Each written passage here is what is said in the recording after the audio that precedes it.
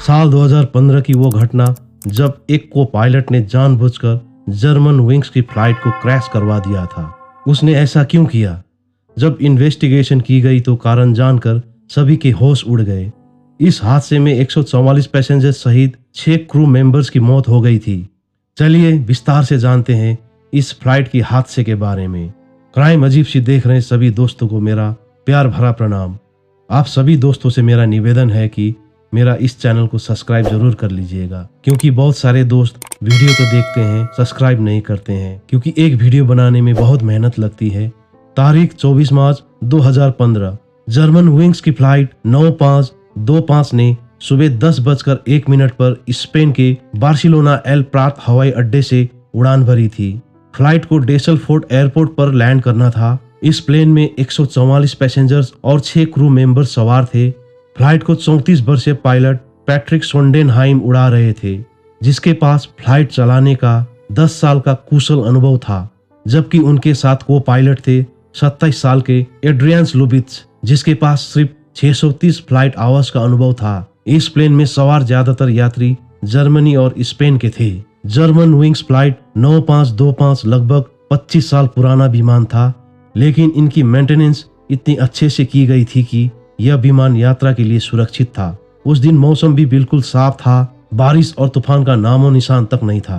Flight सुबह 10:01 पर उड़ान भरते ही करीब 30 मिनट के बाद ये प्लेन लगभग 38,000 फीट की ऊंचाई पर पहुंच गया। अब कैप्टन के पास काफी समय बच गया था, इसलिए पायलट पैट्रिक सोंडेनहाइम ने प्लेन को ऑटो पायलट मोड पर सेट कर दिया। फिर वॉशरूम का इस्तेमाल करने के लिए वो कॉकपिट से बाहर चले गए। उधर एटीसी समय समय पर फ्लाइट 9525 को गाइड कर रहा था। तभी ये फ्लाइट अचानक से तेजी के साथ नीचे की ओर आने लगा। ये देखते ही एटीसी ने तुरंत फ्लाइट 9525 के पायलट के साथ संपर्क करने की कोशिश की, लेकिन पायलट तो वॉशरूम में थे, इसलिए वहां से कोई रेस्पॉन्स नहीं आया। एटीसी बार बार पायलट को कांटेक्ट करने की कोशिश कर रहा था, लेकिन एक बार भी उन्हें कोई जवाब नहीं मिला। उधर पायलट को भी भनक लग गई कि फ्लाइट में कुछ सही नहीं हो रहा है। वो जल्दी से कॉकपिट का दरवाजा खोलकर अंदर जाने लगे ताकि फ्लाइट को नियंत्रण में ला सकें, लेकिन उन्होंने पाया कि दरवाजा अंदर से लॉक है। उन्होंने को पायलट एंड्रियस लुबित्स को आवाज लगाई कि वो दरवाजा खोल दे, लेकिन एंड्रियस ने उनकी बात का कोई जवाब नहीं दिया। ये देखते ही पायलट घबरा गए। उन्होंने कई बार दरवाजा खटखटाया, विनती की कि भगवान के लिए दरवाजा खोल दो ताकि मैं फ्लाइट को नियंत्रण में ले सकूं। लेकिन एंड्रियस ने फिर भी दरवाजा नहीं खोला। पायलट ने यहाँ तक कि दरवाजा तोड़ने की भी कोशिश की, मगर दरवाजे में इतने सिक्योरिटी लॉक थे कि दरवाजे को नहीं खोल पाए। प्लेन में जोर जोर के झटके लग रहे थे, इससे सभी यात्री घबरा गए। पूरी फ्लाइट में चीखे चिल्लाने की आवाज आने लगी। पायलट ने बार बार को पायलट से विनती की कि दरवाजा खोल दे ताकि वो प्लेन को क्रैश होने से बचा सके, लेकिन कोई फायदा नहीं हुआ। फिर को पायलट एंड्रियस इस फ्लाइट को पहाड़ की तरफ उड़ाकर ले गया। फिर थोड़ी ही देर बाद प्लेन एक पहाड़ी से जा टकराया। एक जोरदार धमाका हुआ और फ्लाइट के चिथड़े उड़ गए। फ्लाइट में एकदम से आग लग गई और वो पूरी जल गई।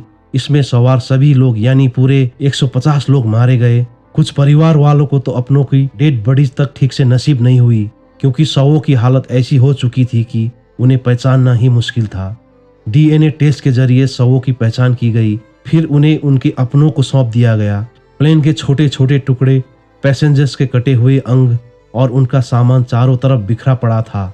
ऐसा नजारा देखकर इन्वेस्टिगेटर्स का भी सिर चकरा गया। आखिर वो पायलट ने ऐसा क्यों किया? क्या वो किसी आतंकी संगठन से जुड़ा हुआ था?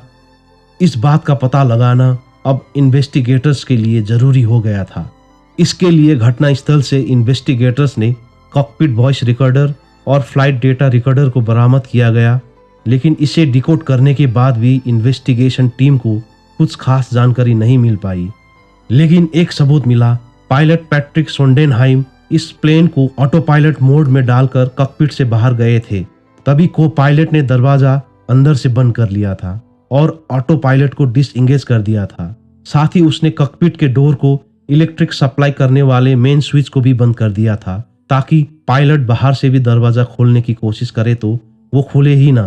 दरअसल पायलट के पास भी दरवाजा खोलने का कोड था, लेकिन जब इसमें इलेक्ट्रिसिटी सप्लाई नहीं हो रही थी तो कोर्ट से भी दरवाजा खोला नहीं जा सकता था। उधर को पायलट ने फ्लाइट में छेड़खानी करना शुरू कर दिया ताकि वो जल्दी से जल्दी क्रैश हो जाए। उसने प्लेन के नोज को नीचे कर दिया और स्पीड को बढ़ा दिया, जिससे विमान पहाड़ी में जा टकराया। द गार्जियन की एक रिपोर्ट के मुताबिक घटना के 3 दिन बाद इन्वेस्टिगेशन टीम एंड्रियास के घर पहुंची। वहां तलाशी लेने पर उन्हें एक डॉक्टर की रिपोर्ट मिली। यह मेडिकल रिपोर्ट एंड्रियास की थी। उसमें साफ साफ लिखा था कि एंड्रियास मानसिक तौर पर काम करने के लिए बिल्कुल भी फिट नहीं है, इसलिए वो किसी भी तरह का कोई काम ना करें। दरअसल एंड्रियास एक मानसिक बीमारी का शिकार हो गया था। उसके लिए वो डॉक्टर से ट्रीटमेंट ले रहा था, लेकिन इसके बारे में उसने कहीं भी जिक्र नहीं किया था। एविएशन वालों से भी उसने ये बात छुपाई थी। अगले दिन फिर से इन्वेस्टिगेशन टीम को उसके घर से कुछ दवाइयां मिली। इससे साफ हो गया था कि एंड्रियास मानसिक बीमारी का ट्रीटमेंट ले रहा था। वो प्लेन को उड़ाने के लायक नहीं था। उसने 40 से भी ज्यादा डॉक्टर से अपना ट्रीटमेंट करवाया था। दवाइयों का ज्यादा सेवन करने से उसकी नजर कमजोर होने लगी थी। वो धीरे धीरे अंधा होने लगा था। उसे डर था कि अंधा हो जाने के कारण कहीं उसका पायलट का लाइसेंस ही न रद्द कर दिया जाए। इसलिए उसने फ्लाइट को क्रैश करके सुसाइड करने का प्लान बनाया। उसका कंप्यूटर चेक करने के बाद ये पता चला कि वो हमेशा गूगल पर चेक करता था कि सुसाइड कैसे किया जाए। उसके सुसाइड की एक और वजह भी सामने आई। दरअसल उसकी एक गर्लफ्रेंड भी थी जिसका नाम कैथरीन था। दोनों जल्द ही शादी करने वाले थे, लेकिन हाल ही में उनका ब्रेकअप हो गया था, जिससे वो और ज्यादा परेशान हो गया था। वो हमेशा गर्लफ्रेंड से कहता था कि देख लेना, एक दिन मैं ऐसा काम करूंगा कि पूरी दुनिया मुझे याद रखेगी। खैर जो भी हो, एंड्रियास के कारण 149 लोगों को बिना किसी कारण के अपनी जान से हाथ धोना पड़ गया।